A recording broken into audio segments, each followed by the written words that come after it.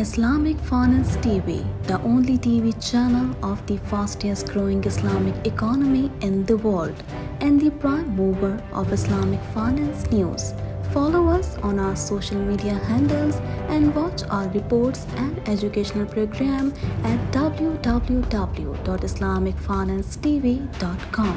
For advertisement, please contact us at islamicfinancetv@gmail.com.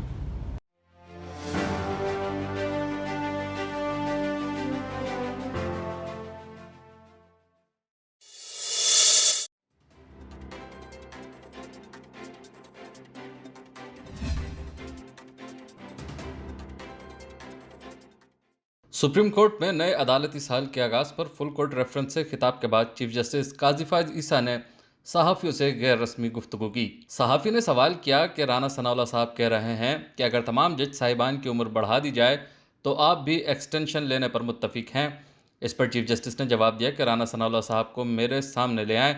एक meeting हुई थी जिसमें वज़ीर कानून आज़म नज़ीर तारड़, जस्टिस मंजूर अली शाह साहब और अटॉर्नी जनरल मौजूद थे। इस मीटिंग में राना सनाउल्लाह मौजूद नहीं थे। बताया गया कि तमाम चीफ जस्टिस इसकी मुद्दत मुलाजमत में तोसी कर रहे हैं। मैंने कहा कि बाकियों की कर दें, मैं सिर्फ अपने लिए कबूल नहीं करूंगा। मुझे तो ये नहीं पता कि कल मैं जिंदा रहूंगा भी या नहीं। दौरान गुफ्तगू चीफ जस्टिस से सवाल किया गया कि 6 जजिस के खत का मामला समाअत के लिए मुकर्रर क्यों नहीं हो रहा, जिस पर चीफ जस्टिस ने जवाब दिया कि 6 जजिस के खत का मामला कमेटी ने मुकर्रर करना है। नए अदालती साल के अहदाफ से मुतालिक सवाल के जवाब में चीफ जस्टिस पाकिस्तान ने कहा कि केस मैनेजमेंट सिस्टम में बेहतरी लाएंगे, करने के लिए बहुत कुछ है। याद रहे कि इससे कबल वफाकी वजीर कानून आज़म नज़ीर तारड़ ने कहा था कि काजी फाइज ईसा तोसी नहीं लेना चाहते। उनके बारे में बार बार कहना कि वो तोसी ले रहे हैं दुरुस्त नहीं है। इस बारे में बात करना भी गैर ज़रूरी है।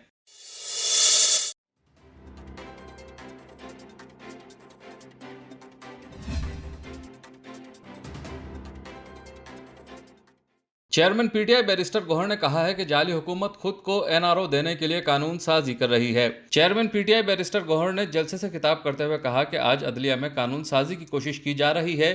पीटीआई जजी से मुतालिक कानून साजी की मुखालिफत करेगी। बैरिस्टर गौहर ने कहा कि बानी पीटीआई बहुत जल्द जेल से बाहर आएंगे। आज इमरान खान का जज्बा बोल रहा है। वो लोग जिन्होंने लोगों से ज्यादा कंटेनर्स रख दिए थे कह रहे थे कि हमने इस्लामाबाद को पिंजरा नहीं बनाना, उन्होंने इस्लामाबाद को पिंजरा बना दिया। फिर भी इमरान खान का जुनून बोल रहा है। उनका मजीद कहना था कि जाली और फॉर्म 47 की हुकूमत रात के अंधेरे में कानून साजी करती है, लेकिन एनआरओ देने का वक्त अब खत्म हो गया है। इमरान खान एक हकीकत हैं, अब इन्हें ये बात कबूल करनी पड़ेगी। इस मौके पर वजीर आला खैबर पख्तूनख्वा अली अमीन गंडापुर ने कहा कि एनओसी हो या ना हो, अगला जलसा लाहौर में होगा। वजीर आला खैबर पख्तूनख्वा अली अमीन गंडापुर ने इस्लामाबाद में जलसे से खिताब करते हुए कहा कि अगर इमरान खान को 15 दिन में ना छोड़ा गया तो खुद रिहा कराएंगे। वकला ने बताया कि इमरान खान के केसेस खत्म हो चुके हैं। 1 से 2 हफ्ते में कानूनी तौर पर इमरान खान रिहा ना हुआ तो हम फिर खुद उन्हें रिहा कराएंगे।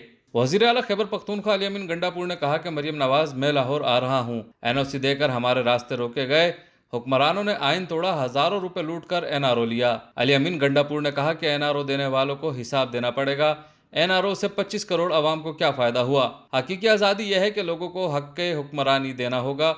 अवाम सबसे बड़े हैं। दूसरी जानिब इस्लामाबाद पुलिस ने इश्तियाल अंगेजी में मुलव्विस पीटीआई के कारकुनों पर मुकदमे दर्ज करने का फैसला कर लिया। मुकदमात थाना संगजानी, तरनोल, गोलड़ा में दर्ज किए जाएंगे। मुकदमात में कार सरकार में मुदाखलत, सरकारी इमलाक को नुकसान पहुंचाने और पुलिस अफसरों पर हमला करने समेत दीगर दफात शामिल की जाएंगी। पुलिस अफसरों ने तमाम एसएचओ से अपने अपने इलाकों की तफसीलात भी तलब कर ली।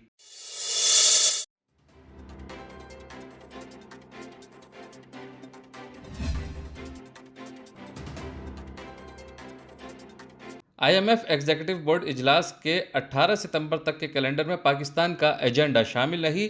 पाकिस्तान को एक्सटर्नल फाइनेंसिंग गैप का सामना है। मीडिया रिपोर्ट्स में कहा गया है कि आईएमएफ ने 18 सितंबर तक इजलासों का कैलेंडर जारी किया। 18 सितंबर को बोर्ड सरेनाम के 7वें जायजे की मंजूरी देगा। मीडिया रिपोर्ट के मुताबिक आईएमएफ से $7 अरब के प्रोग्राम की हतमी मंजूरी के मामले पर आईएमएफ के एग्जीक्यूटिव बोर्ड के एक और इजलास का कैलेंडर जारी कर दिया गया है, लेकिन पाकिस्तान इस बार भी कैलेंडर में शामिल नहीं। ज़राए ने बताया कि बोर्ड के 9 और 13 सितंबर के इजलासों का कैलेंडर पहले जारी हो चुका है। बोर्ड के 9 सितंबर के इजलास में भूटान का केस और 13 सितंबर के इजलास में नॉर्वे का केस शामिल है।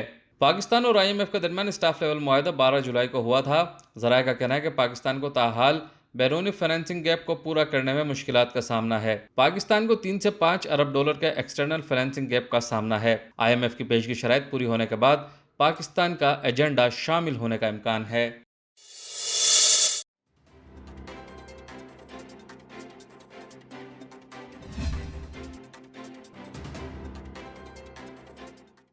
جنوبی وزیرستان کے وانا رستم بازار میں کریکوٹ روڈ پر پولیس وین پر ریموٹ کنٹرول بم دھماکہ ہوا ہے۔ پولیس کے مطابق دھماکے میں 12 افراد زخمی ہو گئے۔ کئی زخمیوں کی حالت تشویشناک ہے اور علاقے کو گھیرے میں لے کر تفتیش شروع کر دی ہے۔ اس حوالے سے MS ڈاکٹر حماد محمود کا کہنا ہے کہ دھماکے میں زخمی ہونے والے 12 افراد کو اسپتال لایا گیا ہے۔ زخمیوں میں عام شہری اور پولیس اہلکار شامل ہیں۔ دوسری جانب پشاور کو بڑی تباہی سے بچا لیا گیا۔ جمیل چوک پر پولیس نے 2 موٹر سائیکل سوار افراد کو روکنے کا اشارہ کیا تو ملزمان نے خودکش جیکٹ پھینکی اور فرار ہو گئے۔ پولیس کے روکنے پر 2 موٹر سائیکل سوار خودکش جیکٹ پھینک کر فرار ہو گئے۔ خودکش جیکٹ میں 6 سے 7 کلو بارودی مواد تھا۔ پولیس نے بتایا کہ بم ڈسپوزل یونٹ نے خودکش جیکٹ کو ناکارہ بنا دیا۔ خودکش جیکٹ میں 6 سے 7 کلو بارودی مواد تھا۔ پولیس کا کہنا ہے کہ موٹر سائیکل سوار 2 افراد کی تلاش جاری ہے۔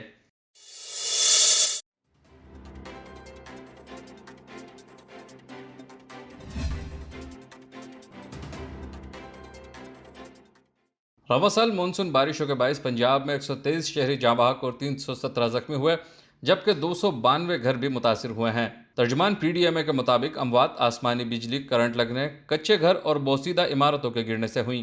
مونسون بارشوں کے باعث 106 مویشی بھی ہلاک ہوئے۔ وزیر اعلیٰ پنجاب مریم نواز کی ہدایات کے پیش نظر PDMA کے فلڈ الرٹ فیکٹ شیٹ جاری کر دی گئی، جس میں مونسون بارشوں کی صورتحال، دریاؤں، بیراجز اور ڈیمز میں پانی کی سطح کے بارے میں اعداد و شمار شامل ہیں۔ رپورٹ کے مطابق پنجاب کے دریاؤں اور ندی نالوں میں پانی کا بہاؤ معمول کی سطح پر ہے۔ دریا سندھ، چناب، راوی، ستلج اور جہلم میں پانی کا بہاؤ معمول کی سطح پر ہے، جبکہ ہل ٹورنٹس میں بھی پانی کا بہاؤ معمول پر ہے۔ منگلا ڈیم میں پانی کی سطح 84%، تربیلا میں 100%، جبکہ ستلج، بیاس اور راوی پر قائم بھارتی ڈیمز میں پانی کی سطح 60% تک ہے۔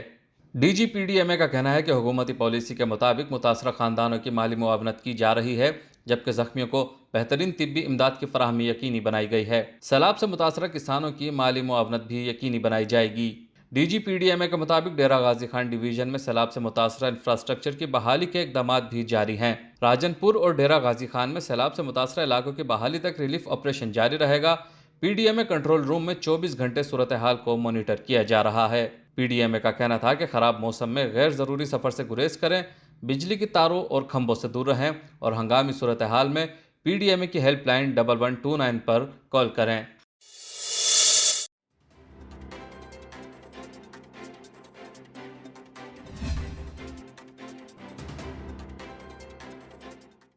امریکہ کے سابق ریپبلکن صدر جارج ڈبلیو بش نے صدارتی انتخابات کے لیے سابق امریکی صدر ڈونلڈ ٹرمپ کی توثیق سے گریز کیا ہے۔ میڈیا رپورٹ کے مطابق سابق صدر کے ترجمان کا کہنا ہے کہ جارج ڈبلیو بش اور نہ ہی ان کی اہلیہ ظاہر کریں گے کہ نومبر میں کس کو ووٹ دینا ہے۔ گزشتہ ہفتے بش دور کے نائب صدر ڈک چینی نے کاملا ہیرس کی حمایت کر کے سیاسی حلقوں میں ہلچل مچا دی تھی۔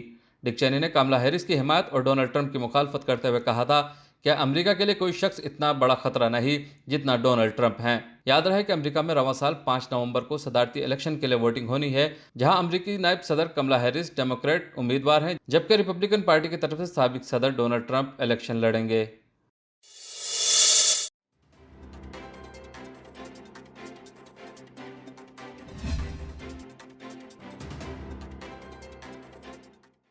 جبالیہ میں اسرائیلی بمباری کے نتیجے میں غزہ شہری دفاع کے ڈپٹی ڈائریکٹر محمد عبدالیحییٰ مرسی اہل خانہ سمیت شہید ہو گئے۔ شہری دفاع کے ترجمان نے اسرائیلی حملے میں ڈپٹی ڈائریکٹر کی شہادت کی تصدیق کرتے ہوئے کہا کہ ان کے گھر کو ہدف بنا کر حملہ کیا گیا تھا، جس کے نتیجے میں ان کے اہل خانہ بھی شہید ہو گئے۔ رپورٹس کے مطابق صہیونی افواج کے حملوں میں اب تک شہری دفاع کے 83 اہلکار شہید اور 200 سے زیادہ زخمی ہو چکے ہیں۔ فلسطینی وزارت صحت کے مطابق اسرائیل کے وحشیانہ حملوں میں گزشتہ 24 گھنٹوں کے دوران 33 فلسطینی شہید ہو چکے ہیں، جبکہ جنوبی لبنان میں بھی 3 ایمرجنسی اہلکار شہید ہو چکے ہیں۔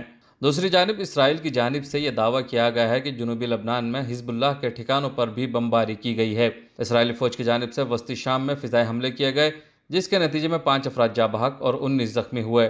عرب میڈیا کی رپورٹ کے مطابق حزب اللہ نے جوابی کارروائی کرتے ہوئے اسرائیل کے علاقے کریات شمون کی 2 بستیوں کو نشانہ بنایا۔ حزب اللہ کے مطابق اسرائیلی بستیوں پر حملہ جنوبی لبنان میں حملے کے جواب میں کیا گیا۔ دوسری جانب اردن کی سرحد پر ایک مسلح حملہ آور نے فائرنگ کر کے 3 اسرائیلی فوجیوں کو ہلاک کر دیا۔ جوابی فائرنگ میں حملہ آور بھی مارا گیا۔